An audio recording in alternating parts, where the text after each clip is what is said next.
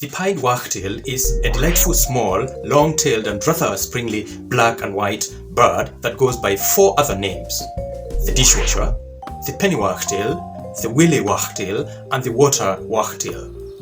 When not standing and frantically wagging its tail up and down, it can be seen dashing about over lawns and car parks in search of food.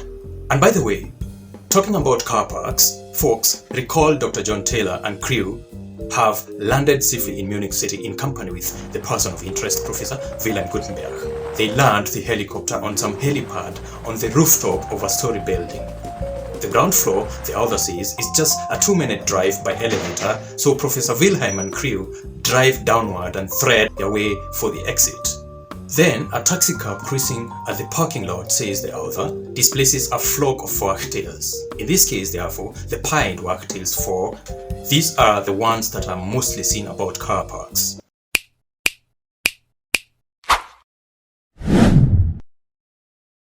Welcome to my channel. My name is Victor, the author of the File Soldier series of novels. Ladies and gentlemen, allow me to be a little superficial on this one. There is so much to say about this bird that we cannot exhaust. First off, the word pied that comes before wagtail might not make sense to most of us. Many of us may think it's just a particle or something, but that would be incorrect. Pied, as used especially in the names of birds, means having fur or feathers of 2 or more colors, usually black and white. A common example is the pied crow, a bird that most of us have seen around. Now, urban pied wagtails have made a name for themselves as car park dwellers. The pied wagtail is a subspecies of the white wagtail, which are found mostly in northern Africa, Asia, Europe, and sometimes in western Alaska.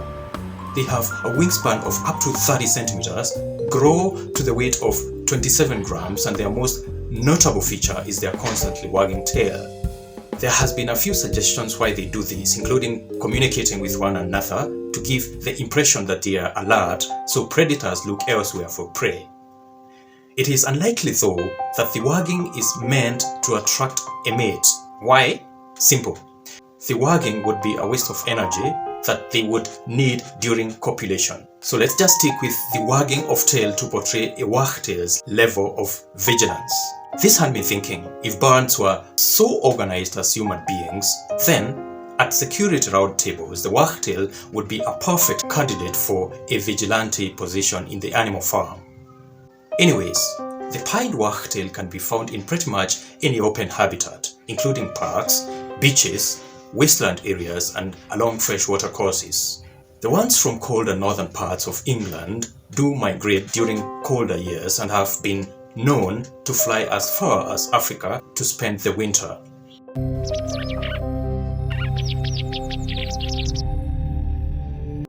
A pied wagtail's diet is made up of insects. They are fond of flies they snatch from air.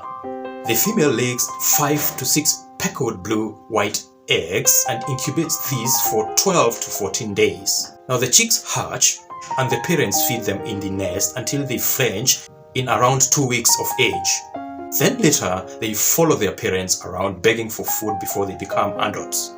This bird was given the alias Polly Dishwasher as they are often seen to search around where there is running water from washed dishes. But let us leave the dishwashing for the Polly Dishwasher and move on to survive.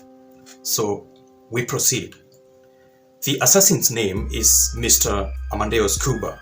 You find that maniac at the Lukyanivska prison in Kiev, sentenced in the year 2003.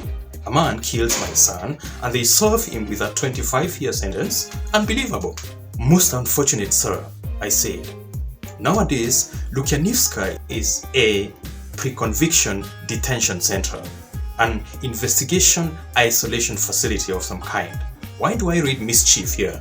What Professor Wilhelm did not know was steady diets of small terror activities boosted confidence in the abilities of such factions as the STM to get away with things.